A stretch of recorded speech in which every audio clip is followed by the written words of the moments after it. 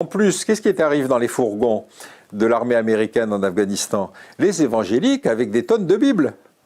Donc tu vois, mets-toi dans la tête d'un Afghan. Moi, je suis allé en Afghanistan. La différence entre un taliban et un Afghan normal, il n'y en a pas. C'est-à-dire qu'ils ont tous les deux un fusil, si tu veux, et tu ne peux pas dire, sauf à entrer dans leur tête, celui-là c'est un radical, celui-là ça ne l'est pas. Mais quand tu fais du renseignement technique, tu regardes les mecs par avion, hein, là il y a un attroupement avec des mecs qui ont des fusils. Par exemple, si tu veux, la guerre en Irak est particulièrement intéressante. La technique militaire américaine est assez simple, on a la supériorité, donc on casse tout, et à la fin, l'adversaire demande la paix. Bon. Donc tu casses les infrastructures, les centrales électriques, machin, etc. etc. Bon. Et quand les Américains débarquent en Irak, c'est vrai qu'ils ont débarrassé le pays de Saddam Hussein. Mais les Irakiens qui n'avaient plus ni l'eau, ni l'électricité, ni la sécurité, ni machin, ils disaient ben, la dictature c'était mieux, ça marchait quand même. Tu vois ce que je veux dire? C'est-à-dire la contradiction entre l'usage du moyen militaire et l'objectif politique est parfois évidente. Mais on est tellement convaincu que l'envoi de militaires est une solution alors que ça n'est qu'un moyen. Tu sais, quand Robespierre disait « personne n'aime les missionnaires armés », il avait déjà tiré la conclusion en 1793. Donc, c'est pour te dire que ça ne change pas. Le système militaro-intellectuel dont je te parle, dont je t'ai parlé tout à l'heure, c'est tous ces gens qui vont convaincre d'envoyer des militaires et la solution. Je te lis deux questions d'Internet. La Chine vient d'annoncer qu'elle va construire un immense barrage à la source du fleuve Brahmapoutre, qui alimente ensuite l'Inde. Après les tensions au Cachemire, sommes-nous à l'aube d'un conflit majeur entre ces deux grandes puissances nucléaires, et même avec le Pakistan? Je ne sais pas si on est à l'aube, si tu veux. Bon, ce qui est certain, c'est que l'histoire des fleuves, si tu veux, est une histoire ancienne. Pardon ? La guerre de l'eau, l'or bleu. Oui, c'est ça, la guerre de l'eau. Bon, il y a eu un moment où, effectivement, où, tu sais, les Soudanais avaient fait un barrage qui perturbait la distribution des eaux en Égypte. Il y a eu l'époque où le Pakistan faisait, effectivement, à la source du Gange, un barrage qui allait perturber la... Bon. Donc, c'est des scénarios qui sont assez fréquents, qu'on peut d'ailleurs facilement résoudre par des négociations. Est-ce que pour autant ça va amener à la guerre? Ça, j'avoue que je n'en sais strictement rien. Simplement, je fais un arrêt-image, si tu veux, sur l'Inde et le Pakistan. L'Inde, grâce à Gandhi, est apparue comme le pays de la non-violence. Bon, simplement, il a fait 20 fois plus de guerres que la Chine depuis 1949. Ils ont fait 3 guerres avec le Pakistan, ils ont fait une invasion du Sri Lanka, ils ont fait la répression du Temple d'Or quand il y a eu le nationalisme sikh. Donc je veux dire, comme pays de la non-violence, tu veux, le bilan, la comparaison entre la communication, et c'est ce sur quoi j'insiste tout le temps, c'est-à-dire l'image par rapport à la réalité, il faut recaler la chose. La Chine a fait une fois la guerre contre l'Inde, et puis il y a eu l'invasion militaire du Tibet en 1959. Bon. Mais tu te dis, mais là, pourquoi il y en a un qui est lu comme une menace et l'autre qui n'est pas lu comme une menace? Tu vois ce que je veux dire? Bon, on pense qu'on veut des routes de la soie, ou on pense qu'on veut de la politique chinoise en Afrique. Mais enfin, quand on pense à la politique française en Afrique, si tu veux, on n'est pas en droit de critiquer ce que font les Chinois en Afrique, tu vois. Les Saoudiens, ils aident les Ouïghours ou pas du tout?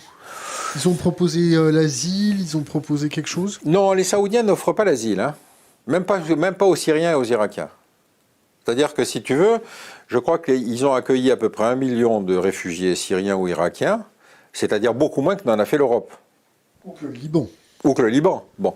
Donc on est face à un pays, si tu veux, qui est le sommet de l'hypocrisie, puisque la défense des musulmans, etc. Mais enfin, attendez, vous n'êtes pas saoudien, donc les camps sont à la frontière. Hein. Bon.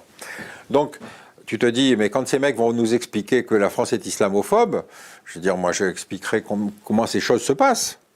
Pourquoi l'Arabie Saoudite, qui a de l'argent et de l'espace, n'accueille pas les réfugiés syriens et irakiens?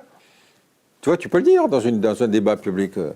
Tu interpelles l'ambassadeur d'Arabie Saoudite, ils vont te dire, mais non, c'est pas vrai, nous payons des hôpitaux, etc. Mais tu vois bien qu'on est dans quelque chose qui est une espèce de négation entre la réalité et l'image. Bon.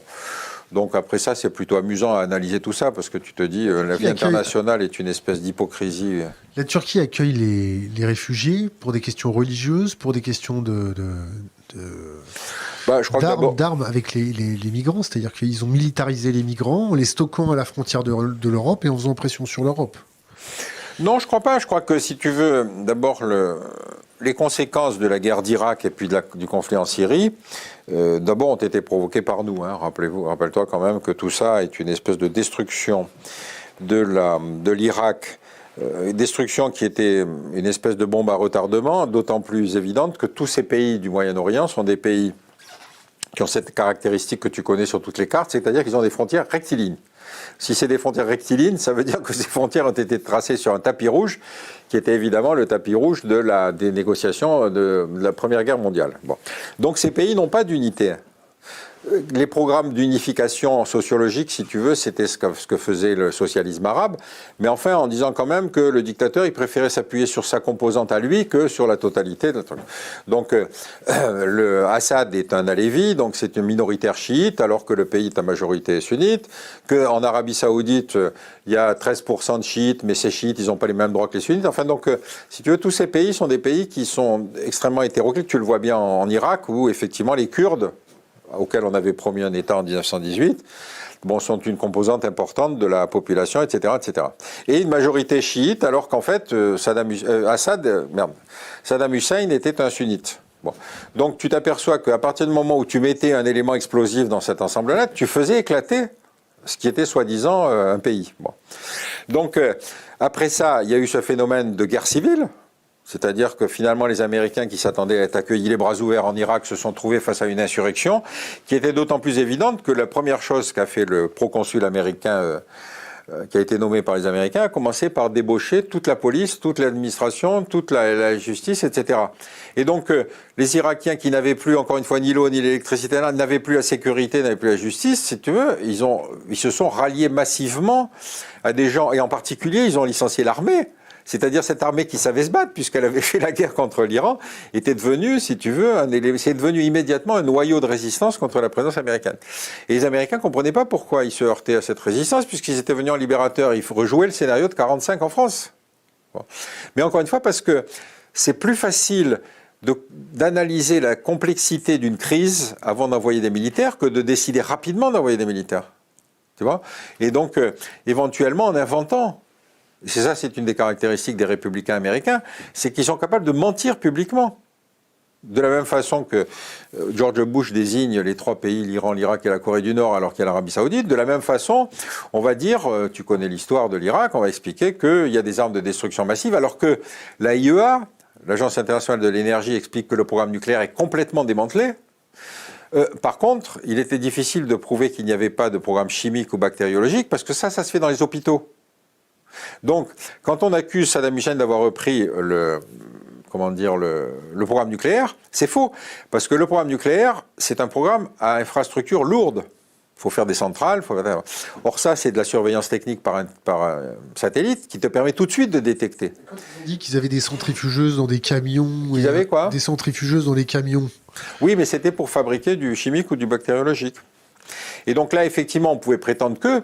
Mais en même temps, si tu veux, il y avait eu des vagues d'inspecteurs qui disaient tous non, il n'y a plus rien. Bon.